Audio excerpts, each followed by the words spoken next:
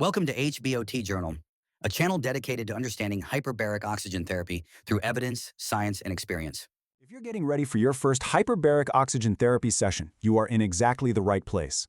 What we're going to do today is bridge what we call the context gap. We're going to completely reframe this experience, taking it from what might feel like a scary, unknown medical thing, and turning it into what it actually is, a routine, highly engineered, and very controlled process. And this is really the whole point. If you're feeling a bit anxious or uncertain, that is completely normal. And let me be really clear about this. That feeling has nothing to do with a lack of courage. It just comes from a lack of information, a lack of context for what you're about to go through. So our job today is to fill in all those gaps for you. Okay, so this slide gets right to the heart of the biggest misconception about HBOT. You've probably seen those crazy clips online, dramatic sci-fi visuals, intense sounds. Well, the reality couldn't be more different. An actual session is defined by how quiet, structured, and calm it is. That drama you might be expecting, it's just not there, and that is completely by design. All right, so to give you that context, here's our flight plan for this briefing. First, we'll really define that context gap. Then we'll dive into the sensory reality, what it actually feels like.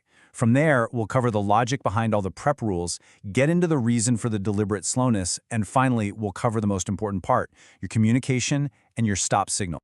So, first things first, that quiet, calm feeling inside an HBOT chamber, that's not a sign that nothing is happening. It's the exact opposite. That calm is a direct and deliberate sign of a meticulously controlled environment. In here, calm is control. And this whole idea of control is so important, especially when people bring up claustrophobia. Because that anxiety, it's usually not really about the small space itself. It's about the fear of losing control in a situation you don't understand. And the strongest tool we have against that feeling is predictability. Knowing exactly what's going to happen and when is how we systematically replace that fear with understanding. Okay, so now that we've established that this is all about control, let's talk about the physical side of things, the subtle sensations you'll actually encounter, and just as important, the dramatic ones you won't. Right. This is the big one, isn't it? The question on everyone's mind. Forget the psychology for a second. What is this pressure actually going to feel like? What am I going to notice? Let's break it down, nice and clear. Let's just bust the biggest myth right now. You're not going to feel pressure as some kind of force pushing in on you. That's not how it works. In reality, pressure is a condition, not an action. Your body experiences it as balance, an even all-around sensation, kind of like a gentle hug or being submerged in perfectly still water. It's not pushing from one direction, it's just everywhere and equal. So if it's not that big pushing feeling, what do you feel? Well, honestly, the only truly active sensation for most people is in their ears.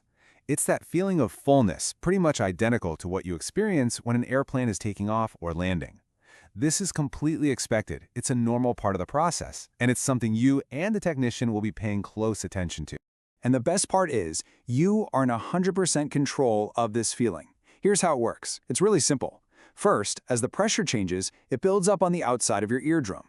Second, that little tube connecting your ear to your throat, the eustachian tube, is normally closed. So third, all you have to do is a simple action like swallowing, yawning, or even gently moving your jaw, and that tube opens up, allowing the pressure to balance instantly. You'll do it a few times, and it really is that simple. All right, so we've covered the sensations. Now let's talk about the preparation. This part is all about the why behind those simple rules you're given. Because once you understand the logic, everything starts to make sense, and you feel a lot more confident. Let's start with the big one, wearing 100% cotton. And I'll tell you right now, this has absolutely nothing to do with the dress code or being comfortable. It is pure material science. See, synthetic fabrics can generate static electricity. In an oxygen-rich environment, even a tiny spark is an unacceptable but completely avoidable risk. So cotton is required simply because it's predictable and it's safe. Now, this is a really interesting psychological point, and you might even experience this yourself. For most people, anxiety is highest before the session even starts. Sitting in the waiting room, letting your mind run. But once the process actually begins and it becomes a predictable reality, those anxiety levels typically drop a lot. The waiting is almost always harder than the doing. So that brings us to the next big question people always ask. Why does it take so long? Well, we're going to reframe that idea of slowness. It's not an inconvenience. It's a fundamental and totally non-negotiable safety feature. A typical HBOT session follows this very deliberate three-act structure. Phase 1 is gradual pressurization, which gives your body, especially your ears, plenty of time to adapt. Phase 2 is the steady treatment period, a stable condition where the real work gets done. And finally, Phase 3 is a gradual decompression, which is just a controlled, slow return to normal pressure. You see, every single minute has a purpose. And this right here is the crucial point to remember. Rushing an HBOT session doesn't save time. All it does is remove the safety margins that are intentionally built right into the protocol. Speed introduces risk, control reduces it. Okay, we're at our final section, and honestly, this might be the most empowering one of all. This is about your role during the session. You are not a passive passenger in this process. You're an active participant, and you are always in communication. This chart makes the difference crystal clear. On the left, you see the normal, expected sensations, things like earfulness or just the quietness of the chamber. On the right, you see the absolute stop signals, things like sharp pain or dizziness.